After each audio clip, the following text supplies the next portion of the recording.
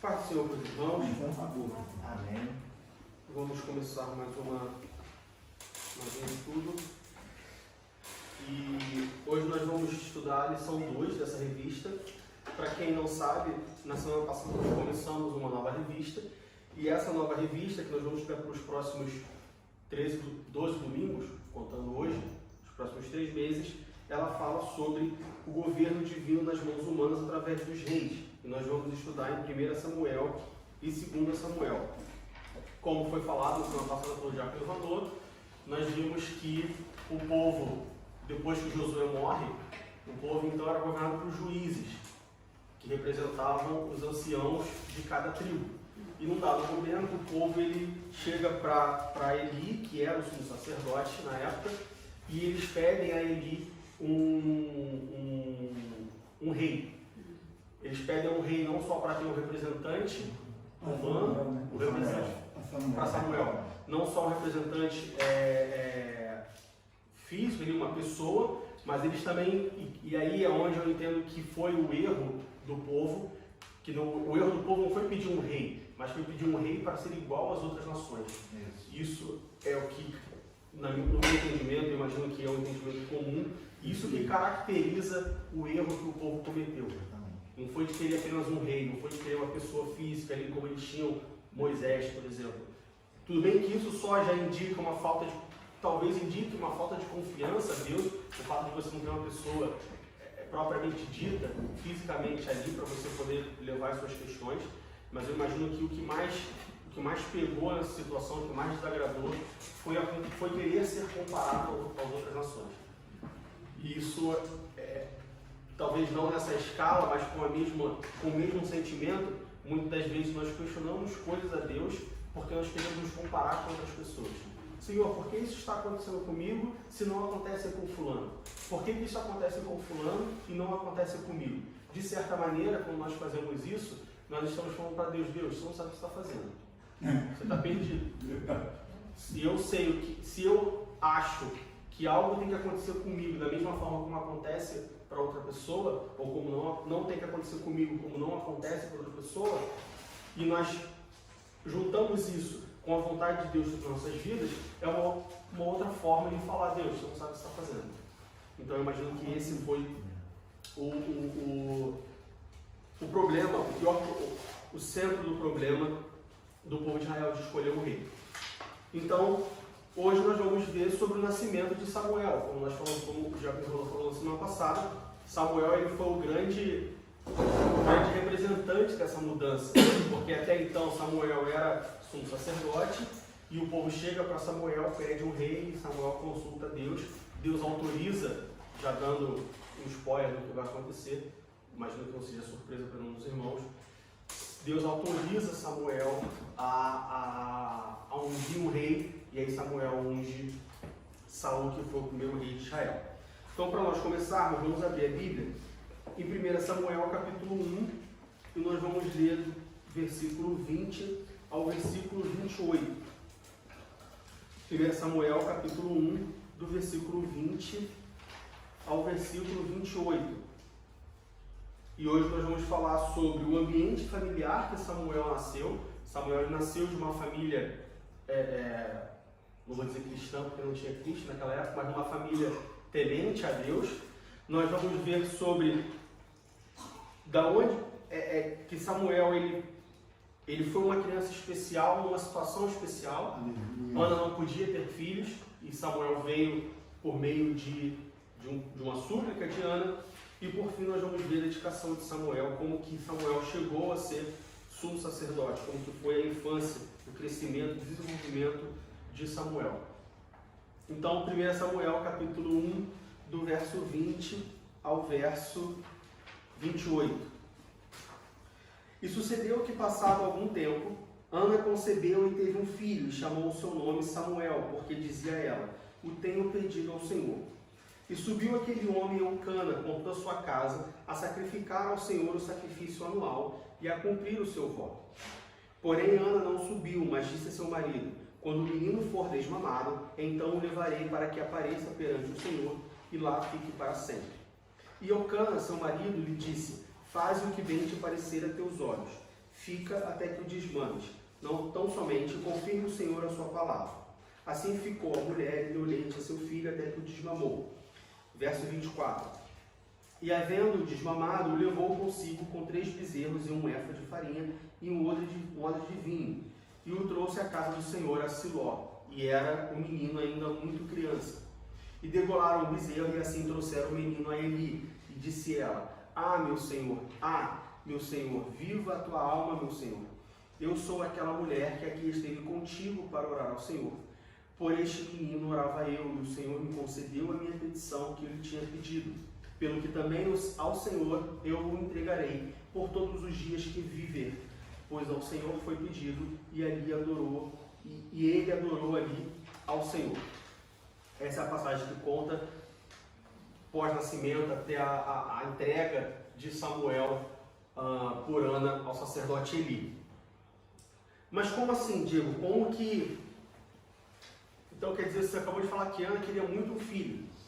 E aí o menino nasce, e logo depois de ser desmamado, aproximadamente ali aos 3 anos de idade, Ana vai e entrega o seu filho para o sacerdote. E como nós vimos no início, a palavra diz que eles subiram a Siló, ou seja, não era do lado de casa. Não entendi. Tá, para a gente entender isso, nós vamos voltar e vamos ver primeiro o ambiente familiar em que Samuel cresceu. Em 1 Samuel, no capítulo 1, no versículo 11, a Bíblia te fala sobre um voto que Ana faz ao Senhor em prol do seu filho. E voltou, 1 Samuel capítulo 1, versículo 11. E voltou um voto dizendo: Senhor dos exércitos, se benignamente atentares para a aflição da tua serva, e de mim te lembrares, e da tua serva te não esqueceres, mas a tua serva deres um filho varão ao Senhor, o darei por todos os dias da sua vida, e sobre a sua cabeça não passará navalha. Antes de Samuel nascer, Samuel já tinha sido consagrado a Deus através de um voto. Ana faz um voto para Deus, se Deus desse para ela um filho. E por que Ana fez esse voto? Bom, o ambiente familiar de Samuel era o seguinte: existia um homem chamado Eucana, que era da tribo de Levi, ele era um levita, e Eucana ele tinha 2 mulheres, ele tinha Ana e Penina. Só que Penina tinha filhos e Ana não podia ter filhos, e isso tinha um conflito, existia um conflito na família de Eucana por conta dessa situação. Penina tirava onda, implicava com Ana, talvez se achava mais esposa de Eucana. Naquela época, ter filhos era importante, um homem sem filhos era uma coisa bem ruim, principalmente um filho homem, para a mulher também. Então, Penina, a Bíblia fala que Penina irritava e fazia filha em Ana, pelo fato de ela não ter filhos. Essa era o contexto familiar da família de Samuel. E nesse contexto familiar nós vemos uma coisa que é comum no Antigo Testamento e que muita gente fala assim, mas se isso era tão comum, por que isso é errado? Que é a bigamia. Logo no início do capítulo 1 de Samuel, em 1 Samuel capítulo 1, no verso 2, vamos ler versículo 1 e versículo 2. Versículo 1 apresenta Eucana. Houve um homem de Ramataim, Zofim, da montanha de Efraim, cujo nome era Eucana, filho de Jeroão, filho de Eliú, filho de Tou, filho de Zuf e Efrateu. E este tinha 2 mulheres, o nome de uma era Ana e o nome da outra Penina. Penina tinha filhos, porém Ana não tinha filhos. Então, logo no início, o ambiente familiar que Samuel nasceu, nós vemos que Eucana ele tinha 2 mulheres, ou seja, mais uma vez a bigamia presente nos textos bíblicos. E não só Eucana tinha 2 mulheres, Abraão teve 2 mulheres, Davi teve várias mulheres, Salomão teve então um harém inteiro de mulheres. Se nós formos ver no texto bíblico, nós vamos ver muitos homens praticando a bigamia. E o que muita gente se questiona mas a Bíblia também fala que Deus fez o homem para a mulher e a mulher para o homem, que os dois eram uma só carne. Como assim a bigamia? Onde que entra a bigamia? Por que a bigamia é pecado? Por que é errado bigamia se a gente vê, por exemplo, Abraão, que era amigo de Deus, praticar a bigamia? Se a gente vê Davi, que era um homem segundo o coração de Deus, praticar a bigamia. Se a gente vê Eucana, que era um levita, praticar a bigamia. Bom, não é porque outras pessoas fizeram que nós devemos fazer. Mas aí não tem tempo da lei, né? Eu imagino, não tem nada a ver com o tempo da lei ou o tempo da graça. Como a mãe, pelo menos a minha mãe falava isso, não sei a de vocês. O seu nome não é todo mundo. Não é porque Abraão fez que eu tenho que fazer, não é porque Davi fez que eu tenho que fazer. A Bíblia é um livro que ela traz exemplos sim, mas ela traz tanto exemplos de pessoas que fizeram o que deveriam fazer, quanto exemplos de pessoas que fizeram o que não deveria ter sido feito. Basta a gente lembrar, lá, voltando para o caso de Abraão, ele teve consequências? A consequência da bigamia de Abraão. Deus promete um filho a Sara. Abraão e Sara não querem esperar. Abraão tem um filho com Agar. Resultado, sai um filho de Ismael. Agar começa a ter problema com Sara. Abraão expulsa Agar da casa dele. Agar vai embora com Ismael. E a descendência de Ismael dá origem aos árabes, a descendência de Isaac dá origem aos judeus. E até hoje nós temos conflitos entre árabes e judeus. Davi, qual é a consequência da bigamia de Davi? Davi perdeu um filho por causa de mulher. Quando ele se apaixona por Betseba e ele manda o marido de Betseba para o centro de batalha. Qual é a consequência da bigamia na casa de Eucana? Você tem duas mulheres brigando entre si. Ali já mostra que não é. Já mostra que não era um ambiente, assim, não foi uma escolha sábia você ter duas mulheres.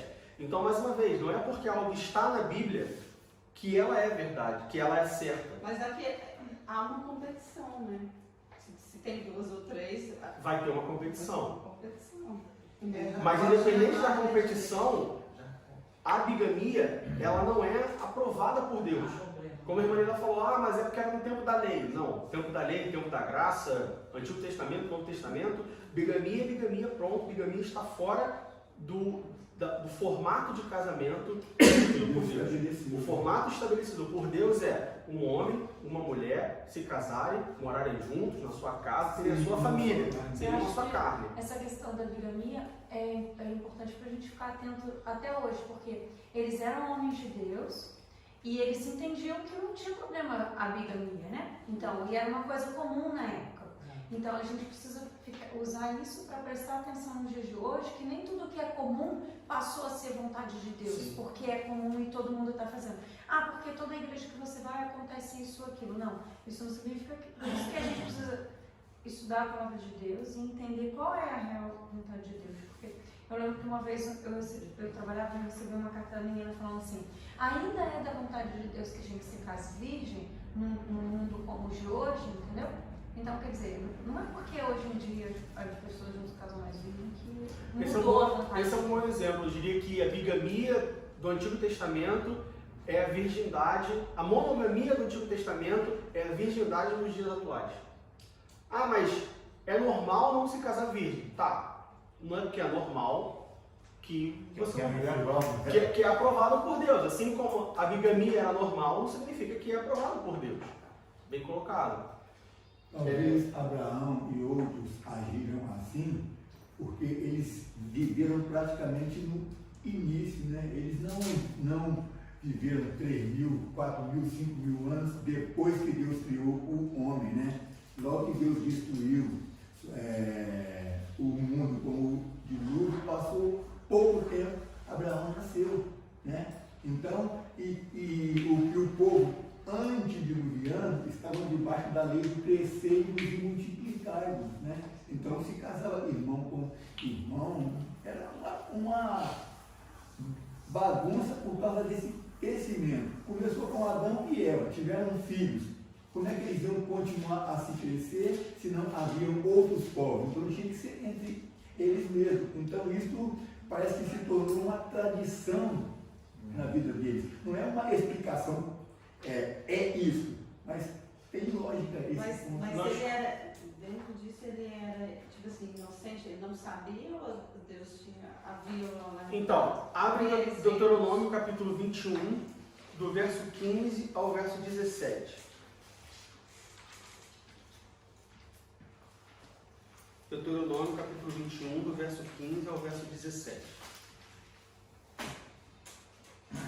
Quando um homem tiver duas mulheres, uma a quem ama e outra a quem aborrece, e a amada e a aborrecida lhe derem filhos, é o filho primogênito, e o filho primogênito for da aborrecida, será que, no dia em que fizer herdar a seus filhos o que tiver, não poderá dar a primogenitura ao filho da amada, adiante do filho da aborrecida, que é o primogênito.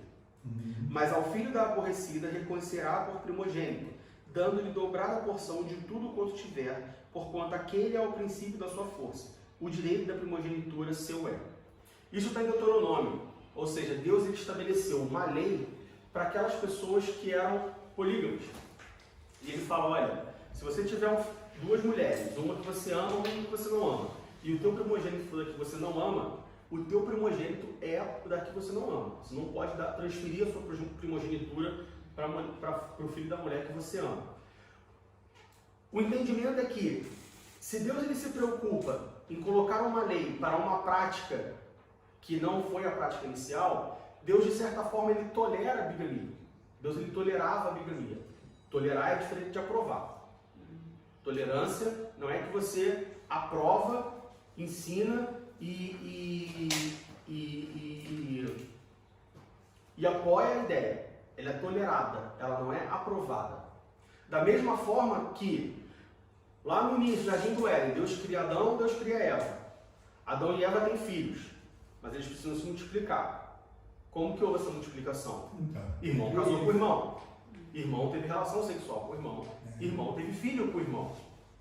Isso é uma outra prática que foi tolerada por Deus, mas ela não é aprovada. Tanto é que o incesto na Bíblia é pecado.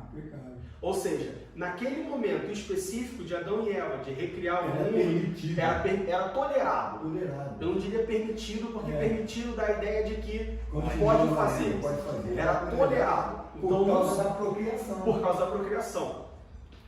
Na época da Abraão, Davi, aqui, nesse contexto do Antigo Testamento, eu diria talvez não de Davi, mas um pouco aqui no contexto de Deuteronômio, a poligamia era tolerada e Deus ele cria algumas regras, ele cria algumas leis que tentam, de certa forma, trazer um certo ar de igualdade nessa bigamia, como essa questão dos primogênitos, por exemplo. Mas isso não indica que é aprovado. Tolerado é diferente de aprovado. Tolerado é, posso fazer? Bom, eu não quero que você faça, mas se você fizer, então que você faça dentro dessas circunstâncias. Mas isso não significa que deve ser aprovado, isso não significa que deve ser um comportamento praticado. Seja por conta do projeto inicial de casamento, da forma como Deus estabelece o casamento, que é um homem, uma mulher, juntos numa só carne. Deus não fala dois homens e uma mulher, duas mulheres e um homem. É um homem e uma mulher. Seja por isso... Nem mulher com mulher. Nem homem com homem, nem mulher com mulher. Seja por isso, ou seja pelas consequências, porque se nós olharmos os casos de bigamia, de poligamia relatados na Bíblia, nós vamos ver que todos eles tiveram consequências ruins.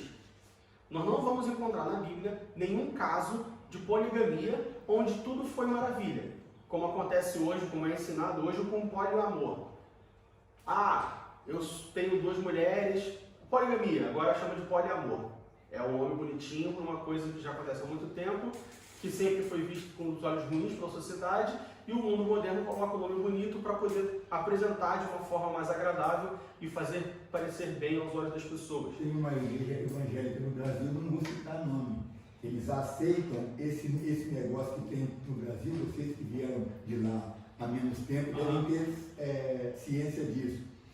Casamento por contrato. Antes de casar, faz um contrato, permissão que um juiz dá para estarem juntos, se der certo o caso. Eu tenho uma sobrinha que frequenta uma determinada denominação, entendeu? É uma comunidade dessas aí, e que ela fez isso, viveu 2 anos para depois se casar.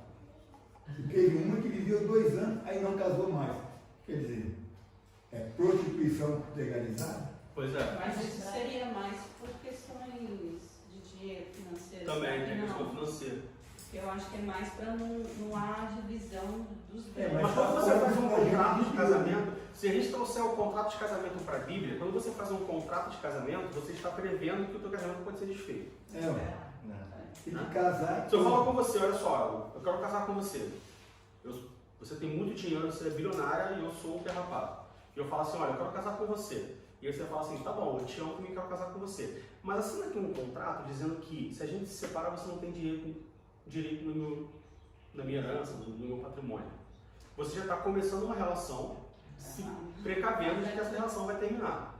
Ou seja, é errado eu casar com um contrato de casamento? É errado não é, mas para que você quer um contrato se o casamento à luz da Bíblia quer que a morte nos separe? Mas também porque o casamento hoje não está durando. Porque o casamento hoje não está sendo As pessoas já casam pensando no divórcio. pensando no divórcio. Esse tipo de contrato que ele citou é o que a própria lei estabelece, casar com comunhão ou com separação de bens. O que eu citei é viver 2 anos juntos para ver se vai dar certo com a autorização de um juiz. Isso está fora completamente. Aí tem um papel, não, nós somos casados por contrato. Aí não deu certo, separa. Ou então, agora vamos casar de verdade. Mas não seria também, tipo assim, já que eu não vou casar, eu faço um contrato, assim, eu não estou vivendo dentro da lei de Deus, mas também não estou vivendo de fora. Assim, eu sei que não é o mesmo. Se não vive dentro, Não vive existe fora. meio termo, né? Não tem meio termo. Ou você está dentro ou você está fora. Então, essa era a situação da família em que Samuel nasceu. Você tinha Eucana, que era um bígamo, ele tinha 2 mulheres. Tudo indica que o casamento de Eucana com Penina se deve pelo fato de ela não ter filhos. Então, indica-se a ideia de que Eucana teria se casado com Ana por amor, normal. E aí, como Ana não podia ter filhos, Eucana busca outra mulher, Penina, para poder dar filhos a ele. Indica-se de que essa tenha sido a ordem dos casamentos. E como nós vimos, Deuteronômio capítulo 21, a lei mosaica, a lei instituída por Deus, ela tolera a bigamia, mas ela não aprova a bigamia. Ser tolerado não significa que é aprovado. A orientação é que homem e mulher deixem suas casas, se unam, formem uma só carne e essa é a base do casamento. Então, nós vemos que a família em que Samuel nasceu não era uma família perfeita. Não era uma família, mas Samuel foi um sumo sacerdote, Samuel foi bem sucedido, Samuel foi ouvir a voz de Deus porque Samuel foi criado num lar perfeito. Não, Samuel não foi criado num lar perfeito. Ele foi criado num lar, talvez não mais conturbado. Ele foi criado por Eli, ele só foi desmamado pela mãe. Ele foi criado Ele não nasceu num lar mais conturbado do mundo, mas não era uma família perfeita. Isso nos mostra que nenhuma família é perfeita. A minha família não é perfeita, a família do Diácono Ivan não é perfeita, a família do pastor não é perfeita, a sua família, a família da Letícia não é perfeita. Todas as famílias têm problemas, cada um com seu problema, cada um com problemas maiores, problemas menores, escala maior, escala menor. Uns dos problemas estão só dentro da família, outros os problemas se espalham pelos parentes, mas o fato é, não existe família perfeita. Nós vemos isso bem claro na família de Samuel. E por fim, sobre a família de Samuel, nós vemos em 1 Samuel capítulo 1, versículo 7. 1 Samuel capítulo 1, versículo 7. Versículo 4 ao versículo 7. E sucedeu que no dia em que Eucana sacrificava, dava a ele porções do sacrifício, a Penina, sua mulher, e a todos os seus filhos e a todas as suas filhas. Porém a Ana dava uma parte excedente, porquanto ele amava a Ana. Porém o Senhor lhe tinha cerrado a malha. E a sua competidora excessivamente a irritava para embrevecer, porquanto o Senhor lhe tinha cerrado a malha. E assim o fazia ele de ano em ano, quando ela subia à casa do Senhor, assim a outra a irritava, pelo que chorava e não comia. Aqui nós vemos que por mais que a família não fosse perfeita, por mais que Eucana, como a Bíblia fala, de ano em ano, tivesse o mesmo problema de que eles subiam para fazer o sacrifício e Eucana brigava, Penina brigava com Ana e ficava, eu imagino, né, a cabeça do cara, com duas mulheres dentro de casa, uma brigando com a outra e uma chorando. O que você está chorando? Ah, ela falou isso. Minha filha, não fala isso. Ah, mas você quer? Tá, não vou falar. E o cara vira as costas e a mulher fala de novo. E aí a Ana chora de novo e fica... Né? Imagina como é que não devia ser Mulher com problemas dos mulheres. uma mulher. Meu avô falava isso. O interessante é que Penina zombava dela e abusava dentro do templo, na hora do sacrifício. Na hora do sacrifício. Dentro do templo. O meu avô, por parte de mãe, falava isso, que uma mulher é um problema, nenhuma mulher, nenhum problema, duas mulheres são dois problemas. Mas o que é interessante, o que nós devemos aprender com essa situação, que agora a gente ri, mas Eucana tinha hora que devia arrancar os cabelos da cabeça, era que, mesmo diante de uma família imperfeita, com problemas, com uma situação que, como a gente está brincando aqui, devia ser uma situação difícil de suportar, mesmo assim, como diz no versículo 7, de ano em ano, Eucana levava a sua família para fazer o sacrifício. Ou seja, os problemas da família não são motivos, não são razões para que a família não cumpra o seu objetivo de adorar e servir a Deus. Não interessa qual é o problema. Veja bem, aqui a gente está dando risada, mas eu imagino que para Eucana devia ser uma situação bem complicada. Eu imagino que devia ter vezes, assim como tem vezes que a gente se arruma e vai para a igreja, e aí pelo menos lá em casa, um começa a chorar que não quer ir de trem, a outra começa a chorar porque quer ir de patinete, e aí um chora, a outra chora, tem hora que fala assim, vou ficar em casa. Tira todo mundo da roupa, vai cada um pro seu quarto, castigo, vou ficar em casa. Assim como acontece isso com a gente, eu imagino que de vezes, vamos nos arrumar para ir para Siló fazer o sacrifício. Aí começava, Penina com Ana, a Ana chora. Aí o que foi? Não sei o que. E o filho, blá blá blá. Eu imagino que tinha horas que eu ia falar só, quer saber? Fica vocês aí que eu vou sozinho. Ou ninguém vai mais ninguém. Mas não, Eucana levava as duas todo de ano em ano para fazer o sacrifício. Ou seja, problemas familiares, famílias imperfeitas, não é motivo para deixar de cumprir as nossas obrigações, deixar de adorar a Deus, deixar de servir a Deus. Esse é o contexto familiar em que Samuel nasceu. E sobre o nascimento de Samuel, vamos para 1 Samuel, capítulo 1, versículo 9. 1 Samuel, capítulo 1, versículo 9. Vamos ler versículo 6, versículo 9 e versículo 10. 1 Samuel capítulo 1, versículo 6. E a sua competidora excessivamente a irritava para embravecer, porquanto o Senhor lhe tinha cerrado a mata. Então a primeira coisa que a gente deve prestar atenção é, Ana ficava irritada. Ana ficava possessa, ela ficava irritada por conta do que Penina fazia com ela. Agora versículo 9 e versículo 10. Então Ana se levantou depois que comeram e beberam em Siló, e Eli, o sacerdote, estava sentado numa cadeira, junto a um pilar do templo do Senhor. Ela, pois, com amargura de alma, orou ao Senhor e chorou abundantemente. Quando nós finalizamos o versículo 6, o versículo 9 e o versículo 10, nós vemos que Ana, por mais que ela ficasse irritada, por mais que ela ficasse à flor da pele, com toda, não só a situação de não poder ter filhos, o que já era uma vergonha natural, mas também com a situação da competidora dela, da outra esposa do seu marido, ficar aborrecendo ela por causa dessa situação, Ana, ela não perdia a cabeça. Ana, ela não, sei lá, brigava ou saía de casa ou se irritava. Então agora vamos separar. Tudo bem que naquela época a separação não era, vou me separar do meu marido e vou viver. Não era como é hoje, mas o que a palavra de Deus nos mostra no versículo 6, 9 e 10 é que Ana era uma mulher humilde, era uma mulher, além de ser humilde, era uma mulher temente a Deus. Porque ao mesmo tempo que Ana se irritava, o que ela fazia com essa irritação? Ela mesmo assim subia a Siló e ela, como diz no versículo 10, pois com amargura de alma orou ao Senhor e chorou abundantemente. Ou seja, Ana não pegava aquilo e tentava resolver aquele problema, extravasar aquele problema fora da presença de Deus. Ela pegava aquilo, internalizava, porque no versículo 10 diz com amargura de alma, ou seja, ela sofria sozinha, internalizava aquele sentimento, mas ela apresentava isso aos pés do Senhor. Então nós vemos que Ana, ela era uma mulher cristã, não uma mulher cristã, mas era uma mulher temente a Deus e uma mulher que sabia como endereçar os seus problemas. Ela chorava, ela reclamava, ela apresentava os seus problemas para quem de fato podia fazer alguma coisa. Ou seja, Ana ela tinha consciência de onde vinha a sua bênção, de onde poderia vir a sua bênção. Ana não reclamava com Eucana, não chorava nos pés de Eucana. Devia reclamar com Eucana, sim, olha, Penina fez isso.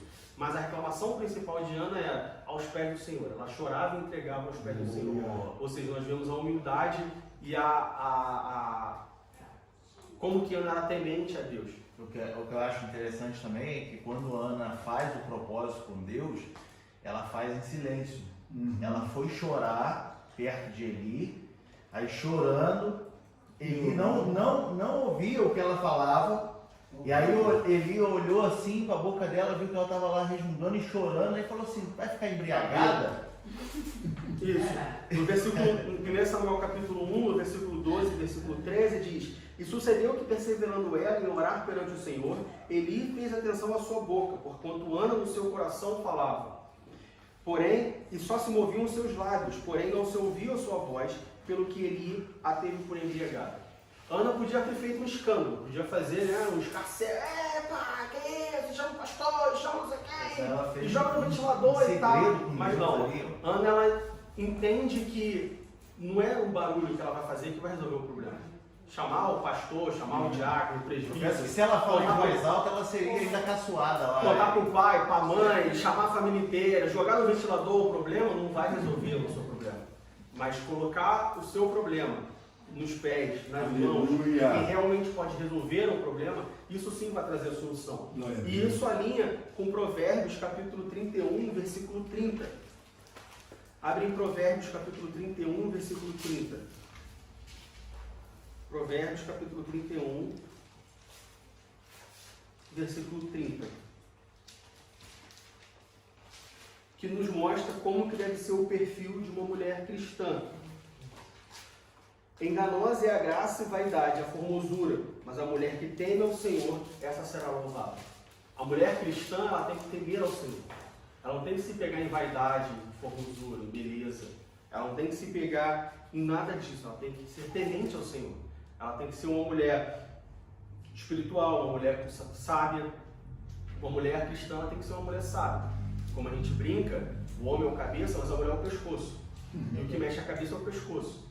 Por trás do homem tem que ter, por trás do marido tem que ter uma esposa sábia que consiga orientar o marido. Tem que ter um delegado. Tem que ter uma delegada. E isso não é só uma coisa cristã, veja bem, isso é inclusive uma coisa, isso é ciência. É provado de que os homens, eles só conseguem fazer uma coisa de cada vez. Enquanto as mulheres, elas têm uma percepção muito maior, né? O sexto sentido feminino, ela tem uma percepção muito maior, ela consegue fazer muito mais coisas, ela consegue ser muito mais analítica para direcionar o homem naquilo que ela deve fazer. Neném no colo, dando mamadeira, cozinhando, orando a Deus, fazendo tudo junto. Pois é. Ouvindo o hino. Mas isso às vezes traz uma consequência ruim, né? Pra gente que é mulher, porque por ter eu não sei se isso foi colocado na cabeça da gente, mas por pensar que a gente faz 5, 10 coisas ao mesmo tempo, tem uma hora que você fala assim, não, eu não consigo. Eu consigo sim, fazer 2, pode ser, mas hoje eu vejo assim, antes eu vi... Sim, não é porque você pode que você deve. Isso. Né?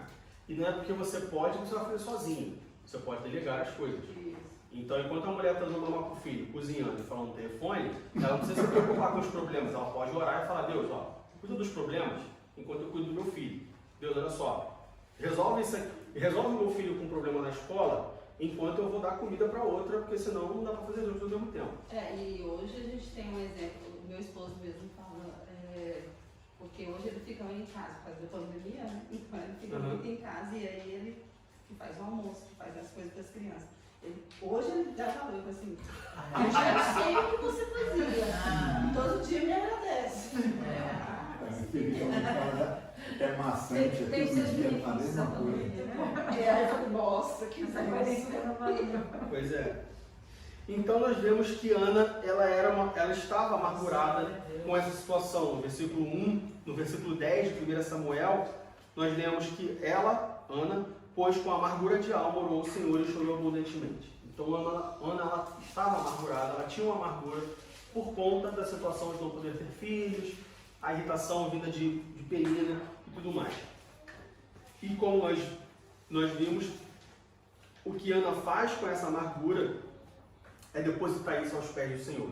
Tanto é que no versículo 17, 1 Samuel capítulo 1, versículo 17, ele vê Ana balbuciando ali, acha que ela está embriagada, e Ana fala, não, só, não estou embriagada, eu estou só orando, porque eu estou amargurada por causa da situação. E aí o que ele fala no versículo 17, então respondeu Eli e disse, vai em paz, e o Deus de Israel te conceda a tua petição que lhe pediste. Então a Ana ela consegue canalizar a sua raiva, canalizar a sua ira, canalizar os seus problemas, a sua amargura para o lugar certo, para a pessoa certa. Isso nos mostra, nos ensina que não é errado nós ficarmos amargurados. Ah, você serve a Deus, você não pode ficar amargurado. Não, você pode. Ah, você serve a Deus, você não pode ficar irritado. Não, você pode. Você não pode se irar. Não, você pode. Mas a Bíblia que fala que você pode se irar, fala para você não pecar. Irai-vos, mas não pequeis. Você pode se amargurar, mas o que você vai fazer com essa amargura? Ah, eu estou amargurado e por conta disso eu vou sair dando coisa para todo mundo. Eu estou amargurado e por causa disso ninguém pode falar comigo. Eu estou irado e vou partir para dias de fato, vou brigar na rua. Não. Pega a sua ira, pega a sua amargura e canalize ela aos pés do Senhor, porque Ele é o que pode resolver os seus problemas. Tem uma parte aqui do versículo 18 que fala assim, assim a mulher se foi, seu caminho, e comeu, e o seu semblante já não era triste. Há pouco tempo alguém comentou isso, não lembro se foi o pastor, se foi você, que falou que duvida você orar e quando acabar de orar você está triste ainda. Foi a E pregação aqui diz que já não era triste o semblante dela, Exato. ela orou e... Foi a pregação da semana passada. Então, Ana, ela canaliza isso aos pés do Senhor. E qual foi o pedido de Ana? O que Ana, ela pede ao Senhor? Bom, o pedido de Ana não precisa ser nenhum mestre da Bíblia para poder entender qual era o pedido de Ana. Ela pediu um filho. Ela pede um filho, ela é amargurada, ela está amargurada, e o que ela faz? Ela ora ao Senhor e ela pede um filho. Ah, Diego, mas uma coisa me chama a atenção, pelo menos me chamou a atenção. Isso não foi a primeira vez que aconteceu. Eu imagino que isso era comum acontecer. Foi relatado uma vez no livro de 1 Samuel, mas não foi uma vez que isso aconteceu. Qual é a diferença das outras vezes? E eu também imagino que não foi a primeira vez que Ana tem orado sobre isso. Qual é a diferença? Por que Deus deixou acontecer muitas vezes? E por que Ana, só na última vez que ela orou, Deus concedeu? Porque logo após, no versículo 20, versículo 18, versículo 17. Então respondeu Eli e disse, vai em paz e o Deus de Israel te conceda a tua petição que lhe pediste. E disse ela, acha a tua serva graça em seus olhos. Assim a mulher se foi seu caminho e comeu, e o seu semblante já não era triste. E levantaram-se de madrugada e adoraram perante o Senhor. E voltaram e vieram à sua casa a Ramá. Eucana conheceu a Ana, sua mulher, e o Senhor se lembrou dela. Ou seja, quando eles voltam para Ramá, Eucana conhece a Ana, sua mulher, e o Senhor se lembrou dela. Versículo 20. E sucedeu que, passado algum tempo, Ana concebeu. Ou seja, dá a entender que foi, Ana ora, entrega na mão de Deus, volta de viagem, o bicho pega, e 9 meses depois a mão nasce. Foi uma coisa instantânea. Mas ela já teve, a revelação que ela teria o filho? Não. Porque se ela estava triste. Ela não teve revelação. Ela simplesmente se sentiu confortada Depois em que ela apresentar orou. a Deus. Isso. E por que isso só aconteceu na última vez que Ana orou? Como nós falamos. Eu imagino que isso não foi uma vez só que aconteceu essa situação toda. Tem duas respostas. Primeiro, as coisas acontecem no tempo de Deus. Aleluia. As coisas acontecem no tempo. Nós já falamos aqui, eu acho que uns 3 domingos seguidos sobre isso. E segundo, talvez a dedicação que Ana colocou nessa última vez. Porque às vezes a gente está com algum problema e a gente fala, Senhor, resolve isso para mim. Senhor, resolve isso para mim, mas sabe aquele... Por cima só, pede porque pede. ora, entrega, mas se preocupa. Mas no momento em que você realmente entrega, e Deus sabe quando isso acontece, porque Ele conhece o nosso coração, Deus sabe realmente quando você está de fato entregando, está de fato confiando, está de fato orando por aquilo. Às vezes a gente ora, mas porque ora porque faz ali, mas sem crer mesmo, sem confiar mesmo, sem sinceridade no coração. Então pode ter sido que dessa vez Deus de fato viu sinceridade, ou apenas era o tempo que tinha que esperar. O fato é que no versículo 20 nós vemos que Samuel nasce. O pedido de Ana é concedido. 1 Samuel capítulo 1, versículo 20. E sucedeu que, passado algum tempo, Ana concebeu e teve um filho e chamou o seu nome Samuel, porque dizia ela, o tenho pedido ao Senhor. Então, Ana, Eucana, Penina, aquela situação familiar, não era uma família perfeita, mas era uma família que mesmo diante das imperfeições, mesmo diante das brigas e dos problemas, continuava temente a Deus. Ana era uma mulher amargurada, uma mulher triste com a situação, ela apresenta isso aos pés do Senhor e como resultado ela tem o seu pedido atendido. E agora Ana dá origem, concebe um filho. E ela chama o menino de Samuel, que significa ouvido de Deus, seu nome é poderoso, porque Deus atendeu o meu chamado. É o significado do nome de Samuel. Isso é uma coisa muito comum, pelo menos era comum no Antigo Testamento. Os nomes, eles representam a situação em que aconteceu ali. Por que Ana chamou Samuel de Samuel? Não é que Ana chamou Samuel de Samuel. Ana chamou Samuel de o Senhor me atendeu. E o Senhor me atendeu significa... A palavra é Samuel. Isso é muito comum. Por isso que os nomes têm significado. Isso fica um alerta de nós, quando tivermos filhos, usarmos o nome dos nossos filhos para abençoar. Não que, e aí entra uma opinião pessoal, não que eu chamei o meu filho de rico. Então ele vai ser rico. Não é assim que funciona.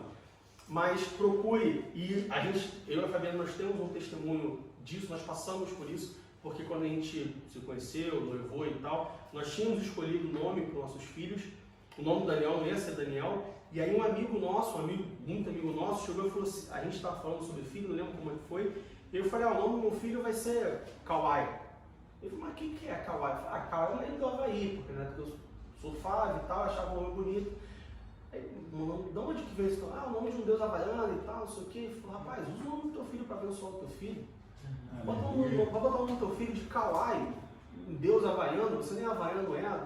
Usa o nome para poder abençoar. E aí nós escolhemos Daniel.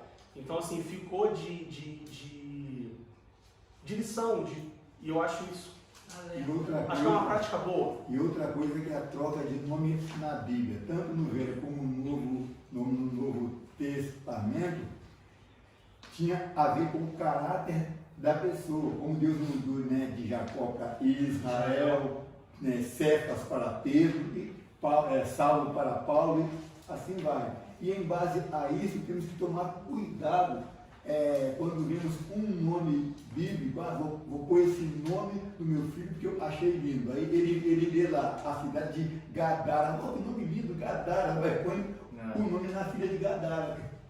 Querido, né? Tem que ficar esperto com isso aí, atento. Então, Ana faz a sua petição e Samuel agora nasce. Só que quando Samuel nasce, para Samuel nascer, Ana ela não faz só um pedido. Ela não fala só, Senhor, por favor, olha para mim, eu não posso ter filho e me dá um filho. Ana faz um voto com Deus. E esse voto nós encontramos em 1 Samuel, capítulo 1, versículo 11. Volta uma página, 1 Samuel, capítulo 1, versículo 11.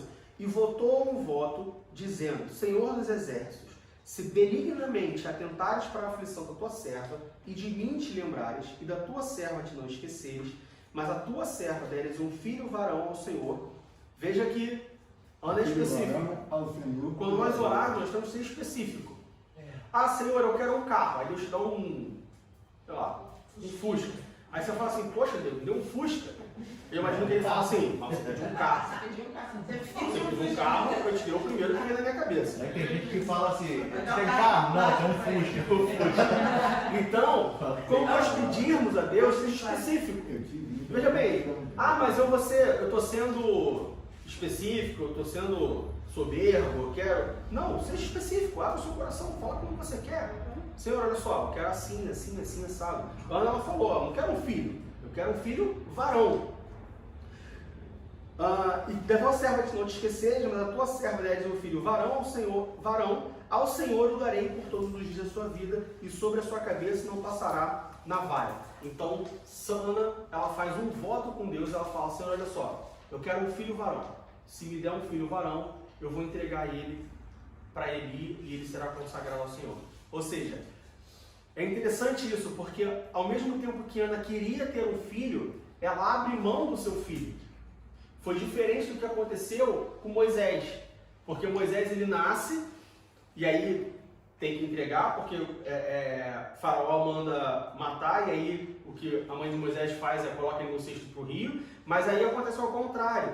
Aí a filha de Faraó acha Moisés, e aí a irmã de Moisés, Miriam, vai lá, tem uma pessoa aqui para cuidar e tal, não sei o que, e a mãe cuida de Moisés toda a sua, até ele atender daquele que ia matar. A sua maioridade. Mas Ana não, ela tem um filho, ela passa três anos com o filho até o desmame, e depois ela simplesmente entrega o filho. Ou seja, Ana ela tem a bênção, mas de certa forma ela não usufrui da bênção. Mas o que importa é que ela foi fiel à sua promessa. Ela foi fiel ao seu voto. Ela fez o voto e ela cumpriu o voto. Tanto é que no versículo 22, 1 Samuel capítulo 1, versículo 22, do 22 ao 24. Porém ela não subiu, mas disse a seu marido, quando o menino for desmamado, então o levarei para que apareça perante o Senhor e lá fique para sempre. E Eucana, seu marido, lhe disse, faz o que bem te parecer aos teus olhos, fica até que o desmames, tão somente confirme o Senhor a sua palavra. Assim ficou a mulher e deu leite a seu filho até que o desmamou. E havendo desmamado, o levou consigo com 3 bezerros e um éfa de farinha e um odre de vinho, e o trouxe à casa do Senhor a Siló. E era um menino ainda muito criança. E aqui eu fico imaginando, e talvez eu nem consiga ter essa imaginação toda, mas as mulheres com certeza vão ter, eu fico imaginando como que não foram esses 3 anos para Ana. Porque, veja bem, ela queria muito um filho, ela tem um filho, e ela passa 3 anos cuidando daquele filho. E ela sabe que depois dos 3 anos, ela vai entregar para sempre o seu filho. E ela não vai ter mais o contato com... É claro que ela vai ter contato com o seu filho, quando for lá e tal, mas ela não vai ter mais aquele contato diário. Imagina como que ficou a cabeça dessa mulher durante 3 anos. Você sabendo... Ou depois desses 3 anos. O que eu penso, o que eu vejo também nisso, o que eu vejo é o seguinte, Ana, ela vinha enfrentando lá um deboche muito grande de Penina. Então eu penso, o que eu vejo às vezes o prazer de Ana era simplesmente mostrar para Penina que ela também podia gerar filhos. Só uma coisa pessoal. Entendeu? Para acabar. Assim, tu não vai mais ficar rindo da minha cara. Entendeu? Agora meu filho Ela não queria um filho, ela queria falar para ele, também consigo. Entendeu? Então acabou. Então eu enxergo isso, que às vezes o propósito de Ana era ter o prazer de dar a luz. Sim. E aí ela... Mas eu imagino também que durante os 3 anos deve ter se apegado. Com certeza, é mãe. Não, sem dúvida. Agora, eu acho assim, só para ela fazer esse tipo de voto, eu não sei se eu teria coragem de fazer um voto desse, entendeu? Então já mostra que ela era uma mulher muito mais forte. E Sim. se ela fez o voto, ela já cuidou da criança se preparando Se preparando para isso. para isso. Então, o menino é desmamado, e no versículo 24 nós vemos que, no versículo 24, do 24 até o 28, vamos ler. E havendo desmamado, levou consigo com 3 bezerros e um éfa de farinha e um odre de vinho, e o trouxe à casa do Senhor a Siló. E era um menino ainda muito criança. E degolaram o bezerro, e assim trouxeram o menino a Eli. E disse ela, meu Senhor, viva a tua alma, meu Senhor. Eu sou aquela mulher que aqui esteve contigo para orar ao Senhor. Por este menino orava eu, e o Senhor me concedeu a minha petição que eu lhe tinha pedido. Pelo que também ao Senhor eu o entreguei por todos os dias que viver. pois ao Senhor foi pedido, e ele adorou ali o Senhor. Então aqui nós temos duas lições, dois ensinamentos para nós. Primeiro, Ana cumpriu o seu voto. Ela fez um voto pesado, como nós já falamos, mas ela cumpriu o seu voto. Ela foi lá e entregou o menino. E segundo, ela deu testemunho do que tinha acontecido. E isso é muito importante. Constantemente nós recebemos bênçãos e a gente não dá testemunho das bênçãos. Ah, mas eu vou ficar falando da minha vida, eu vou ficar contando testemunho, vou ficar contando as coisas que acontecem. Ah, mas aí se eu contar as coisas vai ter inveja. Ah, eu vou contar que eu consegui um emprego, vai ter um irmão que vai ficar com inveja de mim. Bom, primeira coisa que o irmão deveria ficar com inveja de você. Mas o fato é que, se Deus fez alguma coisa para você, conte. Ana ela poderia ter subido, entregado o menino e ter vindo embora. Olha, Eli, esse aqui é o menino que eu tive, eu prometi para Deus, estamos aqui. Mas não, Ana ela faz questão de falar para ele, olha, lembra aquela vez que eu vim aqui, que a gente orou e tá. Então, Deus fez, está aqui a prova do que ele fez, então estou entregando para você. Estou entregando para ele ficar aqui com você. Ou seja, a importância, o destaque do testemunho. Ana deu o testemunho, ela mostrou, ela deu o testemunho daquilo que Deus tinha feito com ela. Isso é importante. Isso é uma coisa que não é que você quer se mostrar, tanto para quem está fazendo quanto para quem está vendo o testemunho. Ah, a pessoa está dando um testemunho que Deus fez. Ah, quer se mostrar. Ah, quer aparecer. Ah, quer mostrar que é abençoado. Não. Às vezes a pessoa só está mostrando, só está dando testemunho para mostrar que Deus é poderoso. E isso pode servir de ensinamento para nós. Às vezes nós estamos passando por um problema, às vezes tão difícil quanto que a pessoa que está dando testemunho passou. Isso serve para, olha, se Deus fez por ela, pode fazer por mim também. Se Deus fez por ele, pode fazer por mim também. Ou seja, os testemunhos na igreja, eles são tanto para agradecer quanto para edificar. Pessoas são edificadas por testemunhos. Então, se você teve alguma experiência, não tenha vergonha de testemunhar o que Deus tem feito na sua vida. Por menor que seja. Ah, eu quero dar testemunho porque, sei lá, meu cabelo ficou bonito. Quero dar testemunho porque passou mais um mês e eu não passei fome. Enfim, por menor que seja o seu testemunho, todo testemunho ele edifica. Quando ele é um testemunho, é claro que existem testemunhos que é só para mostrar que é o filho preferido. Mas se ele for um testemunho de coração, se ele for um testemunho sincero, tenha certeza que ele vai edificar os seus irmãos, assim como te edificou. E, como nós falamos, Ana, ela faz um voto. O que é esse voto? Como assim um voto?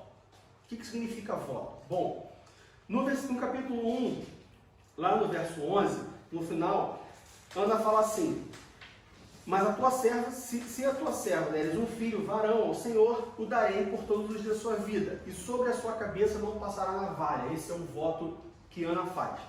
E tudo indica que o voto que Ana fez foi o voto do nazireado, ou voto de Nazireu. Nazireu é um termo hebraico para esse tipo de voto, que é o mesmo voto que Sansão fez, que a mãe de Sansão fez com ele, que é não passar navalha na cabeça, ou seja, a criança não rasparia a sua cabeça pelo resto da sua vida, não podia beber nenhuma bebida oriunda de uva, como é que é o nome? O processo de fermentada, nenhuma bebida fermentada, ou seja, tinha que ser sóbrio pro resto da vida, e não podia tocar em cadáveres. E isso, alguns filósofos, alguns estudiosos entendem que por não poder tocar em cadáveres, essas pessoas também não comiam carne. De certa forma, quando você come carne, você toca em cadáver, talvez discutível, mas a Bíblia não chega nesse ponto, ela chega que não poderia tocar em cadáveres.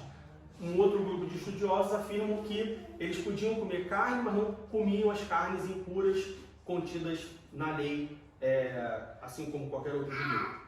Mas enfim, não podia raspar a cabeça, cortar o cabelo, não podia beber bebida fermentada e não podia tocar em cadáveres. E o voto que Ana faz para Samuel é o mesmo voto que a mãe de Sansão faz com Sansão. Ah, então quer dizer que Samuel também era muito forte? Não. Fazer o voto de Nazireu não significava que a pessoa ia ser mais forte do mundo. Ah, mas Sansão era forte porque tinha o voto de Nazireu. Tá, ele era forte porque tinha o voto de Nazireu. Ele não era Nazireu porque era forte. Uma coisa não influencia na outra. Quando Sansão corta os cabelos, ele perde a força, mas não está atrelado diretamente ao voto. Ou seja, qualquer pessoa que fizer o voto vai ter a mesma característica de Sansão. Outras pessoas na Bíblia também há indícios de que fizeram esse voto. Como, por exemplo, Romanos capítulo 14, versículo 21. Abre Romanos capítulo 14, versículo 21. Nós vemos Paulo fazendo um voto. E aqui já não é um voto para a vida inteira. O voto de Sansão e o voto de Samuel foi um voto para a vida inteira. Durante toda a sua vida, eles não cortaram o cabelo, não beberam bebida fermentada e não tocaram em cadáver. Mas Paulo, em Romanos capítulo 14, versículo 21, diz: bom é não comer carne, nem beber vinho, nem fazer outras coisas em que teu irmão tropece, ou se escandalize, ou se enfraqueça. Aqui a gente tem um exemplo de um voto nazireu, ou seja, bom é você fazer o voto. Eu vou chegar sobre um voto específico. A gente pode ver também Atos capítulo 18, versículo 18. Atos capítulo 18, versículo 18. E Paulo, ficando ainda ali muitos dias, despediu-se dos irmãos e dali navegou para a Síria, e com ele Priscila e Áquila, tendo rapado a cabeça sem crédito, porque tinha voto, ou seja, indica que Paulo ele fez um voto temporário. É por causa da circuncisão, igual que ele fez com Timóteo, né? E ainda, Atos capítulo 21, versículos 23 a 26. Atos capítulo 21, do 23 ao 26. Faze, pois, isto que te dizemos. Temos 4 varões que fizeram o voto. Toma estes contigo e santifica-te com eles, e faze por eles os gastos para que rapem a cabeça, e todos ficarão sabendo que nada há daquilo de que foram informados acerca de ti, mas que também tu mesmo andas guardando a lei. E por último, agora de verdade, Lucas capítulo 1, versículo 15. Nós temos outra pessoa no Novo Testamento que também fez o voto. Lucas capítulo 1, versículo 15. Porque será grande diante do Senhor, e não beberá vinho, nem bebida forte, e será cheio do Espírito Santo já desde o ventre da sua mãe. João Batista, quando o anjo aparece para Zacarias e fala sobre a vida de João Batista. Ou seja, nós temos votos no Novo Testamento também. Ah, Diego, eu posso fazer um voto? É lícito fazer um voto? E a minha resposta vai ser sim e não. Por que sim e não? Voto não é superstição. Existem pessoas, cristãos, que fazem votos como superstição. Ah, se eu conseguir um emprego, eu vou ficar 1 ano sem beber Coca-Cola. Se eu conseguir uma esposa, eu vou ficar 1 ano sem comer McDonald's. O ponto do voto é, o que esse voto significa? Um voto é muito mais do que você ficar... Um voto nazireu é muito mais do que você ficar sem raspar a cabeça, sem beber bebida alcoólica, sem tocar em cadáver. Um voto é muito mais do que só se abster das coisas. Em Atos capítulo 21, no verso 24, se não me engano, Atos 21, verso 24. Toma estes contigo e santifica-te com eles, e faze por eles os gastos para que rapem a cabeça. Um voto ele está extremamente ligado à santificação. Ele está ligado à consagração. Ou seja, um cristão pode fazer um voto? Não se ele fizer o voto como uma superstição. Senhor, se eu vou fazer um voto, eu vou ficar 2 anos sem beber Coca-Cola, se o Senhor me der um filho. E aí eu passo 2 anos da minha vida sem beber Coca-Cola, mas eu bebo Sprite. Eu não bebo Coca-Cola, mas eu bebo Pepsi. O que eu quero mostrar é, eu faço o voto, eu pratico aquele voto, mas eu pratico como uma superstição, eu pratico como algo que é um voto que eu tenho. Agora, sem propósito, sem santificação, sem consagração. Um voto ele tem que ter santificação. Um voto nada mais é do que santificação. Vamos supor que uma mãe faz um voto, vamos supor que o filho está ali no leito de morte e a mãe faz um voto com Deus e fala que se o filho sobreviver, sair daquela, a vida dela vai ser na igreja. Esse é um voto certo. Poderia ser, se ele fosse seguir a risca. Porque vai haver E não com um desespero. É muito comum as pessoas fazerem votos em situações de desespero. Meu filho está doente, como você falou, meu filho está doente, eu faço, Senhor, se o Senhor curar o meu filho, eu nunca mais vou me desviar da igreja. Nunca é uma palavra muito forte. Nunca mais se desviar da igreja envolve muitas coisas. Não é um sacrifício, não seria o voto não seria então um sacrifício. Não, o voto não é um sacrifício. Sacrifício à luz da Bíblia que você fala? Eu falo, tipo assim, igual que ele quando a pessoa é católica, ela faz um voto, igual eu tô te falando, né? A pessoa tá morrendo, ela fala assim, não, aí se ele, né, se ele voltar a ter saúde e tal, eu vou andar a pé, vou até lá na igreja a pé, eu vou... Então, aí eu voto como superstição. Como uma forma de superstição. Meu filho, ele treinava futebol. O sonho dele era ser jogador. Ele treinava com um Vanderlei, que era do Fluminense, e no mês queria fazer um teste no Corinthians. Ele rebentou os 2 joelhos. Aí aquilo custou para sarar, ele fez um voto a Deus. Senhor, se o Senhor me curar, eu vou entregar a minha vida para o Senhor e vou te servir. Até hoje não joga mais bola e a gente passou numa... Um voto com um propósito. Um voto envolvendo santificação. Tá, mas ele fez igual foi o primeiro exemplo que eu falei da mãe. Sim, mas ele cumpriu. Mas ele Mas cumpriu. a mãe também pode cumprir. Tudo bem? Mas veja que vou abrir mão do meu sonho e vou me dedicar a minha vida ao Senhor. Não é uma coisa fácil de se fazer. Ele poderia Ou ser seja, curado e no voltar momento ao do que voto, faz. é importante, antes de fazer um voto, você ter a consciência do que você está fazendo. E não ser levado para um momento de desespero. Porque se você fizer um voto por um momento de desespero, esse voto, ao invés de bênção, ele se torna maldição. Porque você tem uma pessoa que quando voto, você faz no meio de desespero. Irmã, às vezes. Eu creio que em todos. até porque você está condicionando a sua permanência na presença de Deus na cura do seu filho. Então, se Deus não curar, você vai se desviar. Aí entra o segundo aspecto do voto. Negociar com Deus. Aí entra o segundo aspecto do voto. É diferente. Fazer um voto não pode ser um instrumento de negociação, Uma vergonha. uma barganha. Barganha. Até mesmo porque existe a vontade de Deus. A vontade de Deus pode ser de não curar o seu filho.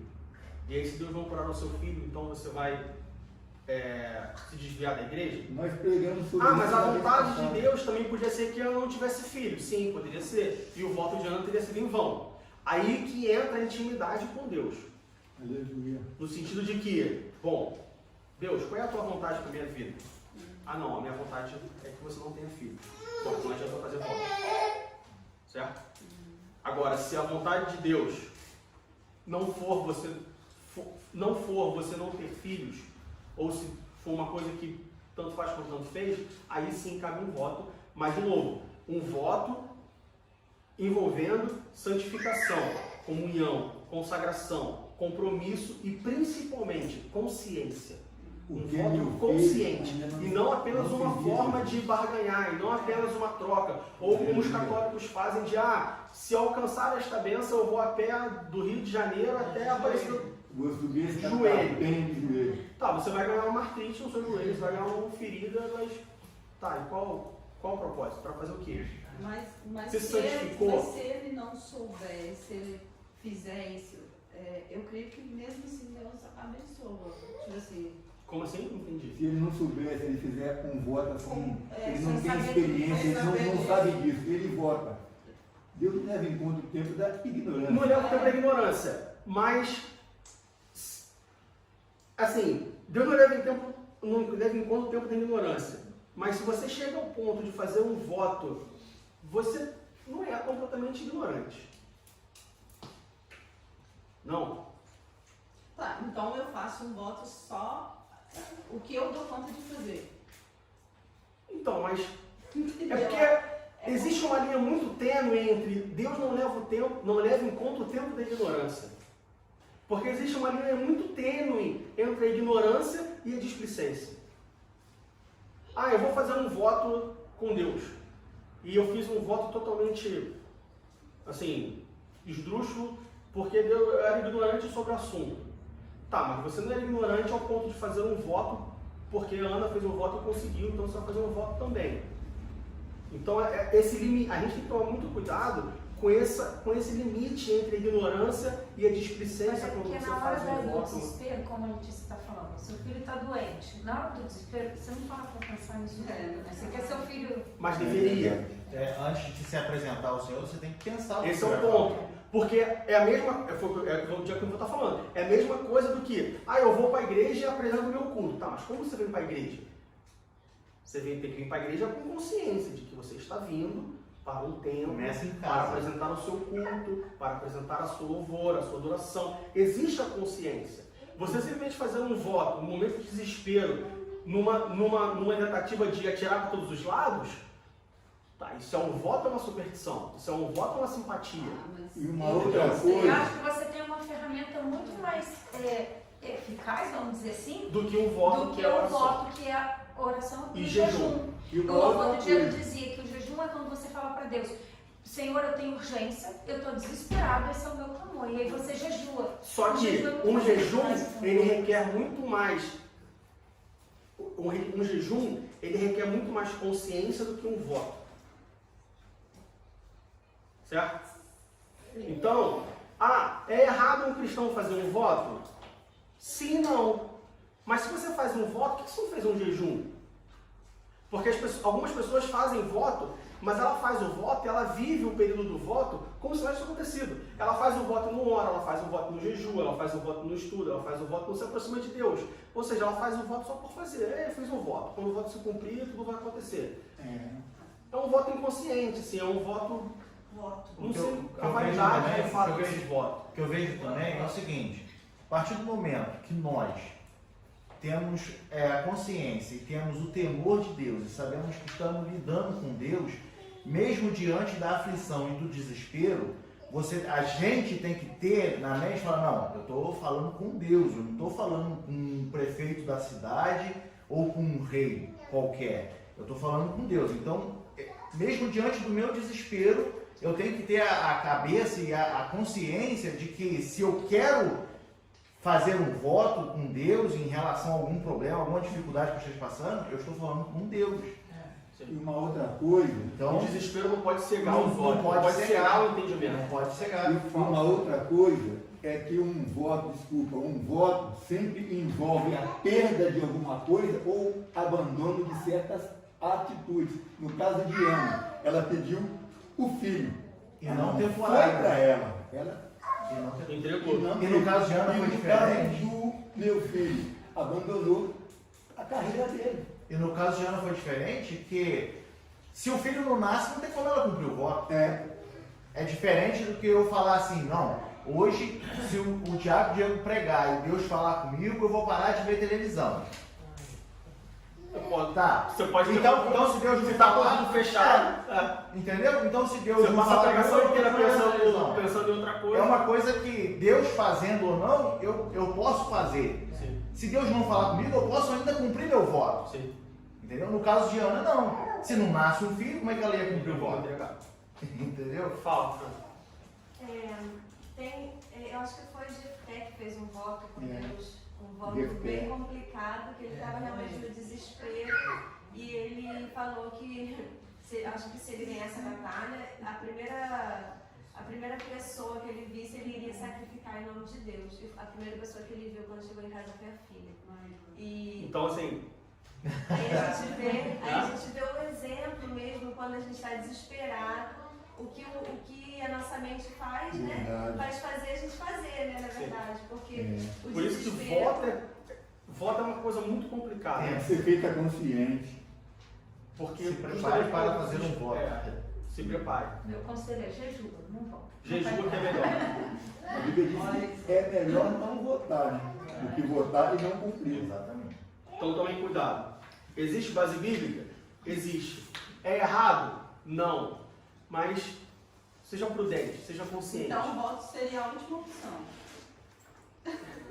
Pessoalmente, eu trato o voto como uma não opção. Não opção. Não opção. Eu acho que tem outras. Isso é muito particular, É né? muito pessoal. Por isso que eu falei, pessoalmente, eu, Diego, trato o voto como uma não opção. Tem outras ferramentas muito melhores, muito mais eficazes e eficientes do que um voto. Como um jejum, por exemplo. Mas o voto foi abençoado por Deus. Como assim abençoado? Assim como é válido. É válido, né? Deus nunca falou, façam um voto. Mas pessoas fizeram um voto e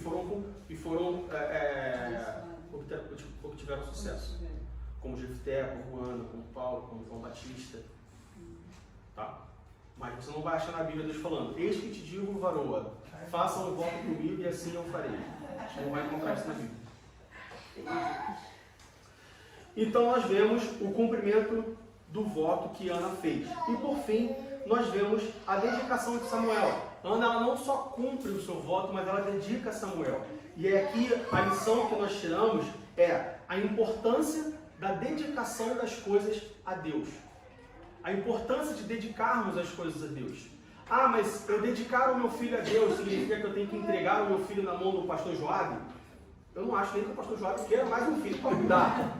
Mas a importância eu acho que se eu dedicar, eu falar assim, então, Diego, veja bem, pode ficar, não tem problema, eu te dou o uso capião do seu filho. Mas a importância aqui, a lição fica na dedicação das coisas ao Senhor. E não só filho, dedicação do filho, do trabalho, da casa, do carro, do material que você usa, das suas coisas. A dedicação das coisas ao Senhor. Quando nós dedicamos alguma coisa ao Senhor, nós estamos, primeiro, assumindo que foi Deus que nos deu. Segundo, nós estamos colocando à disposição de Deus aquilo que Ele nos deu. Isso mostra uma gratidão, isso mostra uma predisposição em não só confiar em Deus, mas sim, olha, Senhor, faz da maneira que o Senhor quer, cumpra a sua vontade. Isso é uma coisa muito importante. Nós temos como costume não batizar crianças, nós apresentamos criança. Só que muitas apresentações são feitas sem dedicação. Muitas pessoas, elas apresentam o seu filho como um ritual. Quando, na verdade, a apresentação de uma criança, ela não é um ritual cristão. Ah, eu não batizo, eu apresento. A apresentação de uma criança deve ser feita como uma forma de dedicação de uma criança. Senhor, aqui, estou apresentando meu filho, que o Senhor me deu, te apresentando, te dedicando, cumpra o seu querer na sua vida, eu me comprometo a criá-lo nos seus caminhos, eu me comprometo a ensiná-lo os seus caminhos. Aleluia. Ou seja, acho que não tem ninguém grávido aqui, mas não só apresente o seu filho, dedique ele a Deus. Dedique ele. Não apresente como uma cerimônia, como todo mundo faz. Todo mundo faz. Eu vejo muita gente fazendo isso. Eu conheço pessoas que apresentou os dois filhos, mas não tem compromisso nenhum, não tem dedicação nenhuma. As crianças, o governo não sabe nem que Deus existe, é papai do céu, não é Deus. Apresenta, some da igreja que vai ter lá no mundo. Pois é, então assim, apresentou por quê então? Só porque todo mundo faz? Só porque a gente não batiza, a gente apresenta? Tá, mas apresentar sem um propósito é melhor que não apresentasse, então. Porque pelo menos você não tem compromisso ali de fazer aquilo. Então a dedicação. Ana, ela cumpre o seu voto, mas ela não só cumpre o seu voto, ela tem prazer na dedicação de Samuel a Eli, a passar o resto da sua vida diante de Eli, de ver o seu filho ser dedicado e crescer na casa de Eli e no futuro ser um sumo sacerdote. Pois bem, para nós encerrarmos, nós vimos que, recapitulando, nós vimos que o contexto familiar de Samuel não era um contexto familiar perfeito, não existe família perfeita, toda família tem problemas. Verdade. No entanto, família com problemas não significa afastamento de Deus, mesmo com problemas. Eucana continuava levando Penina e Ana, mesmo brigada, mesmo diante do estresse todo, continuava levando de ano em ano, todos os anos, para Siló, para oferecer o sacrifício, para prestar o seu culto. Segundo, nós vimos que é possível um cristão ficar irritado, ficar amargurado, ficar triste, ficar do jeito que você quer ficar, desde que você saiba canalizar isso para o lugar certo.